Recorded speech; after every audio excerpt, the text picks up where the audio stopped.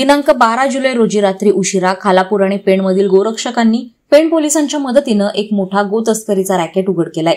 गोवंशाची अवैध वाहतूक होणार असल्याची गुप्त माहिती खालापूरच्या गोरक्षकांना मिळाल्यावर सर्व गोरक्षकांनी पेण तालुक्यातील मांगरुळ येथे दबा धरला होता।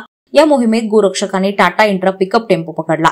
टेम्पोत तब्बल 7 गोवंशीय जनावरे कोंबून ठेवण्यात आली होती। तसेच त्यांच्या गाडीमध्ये कोयता, क्रिकेटचे स्टंप आणि लोखंडी रॉड या गोष्टीही आढळून आल्यात। हा टेम्पो गुरे घेऊन गोवंडी मानखुर्दला जाणार असल्याची माहिती गोरक्षकांना मिळाली होती। मात्र गोरक्षकांनी त्यांचा पर्दाफाश केला। टेम्पोतील 2 आरोपींना वाखोळ स्मशानभूमीजवळ ताब्यात घेण्यात आलं आणि त्यांना तात्काळ पेण पोलिसांच्या हवाली करण्यात आलंय।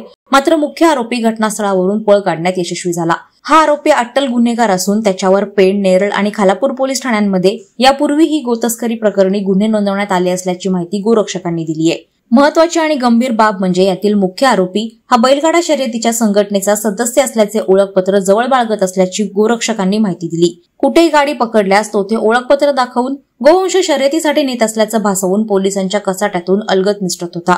अखेर गोरक्षकांनी त्याचा कारनामा उघड केलाय। या घटनेमुळे स्थानिकांमध्ये संतापाचं वातावरण असून गोरक्षकांनी वेळेवर कारवाई करून 7 गोवंशीय जनावरांचे प्राण वाचवलेत। ही बाब निश्चितच उल्लेखनीय आहे। या प्रकरणात पुढील चौकशी आणि कारवाई पेण पोलीस ठाण्यात सुरू आहे।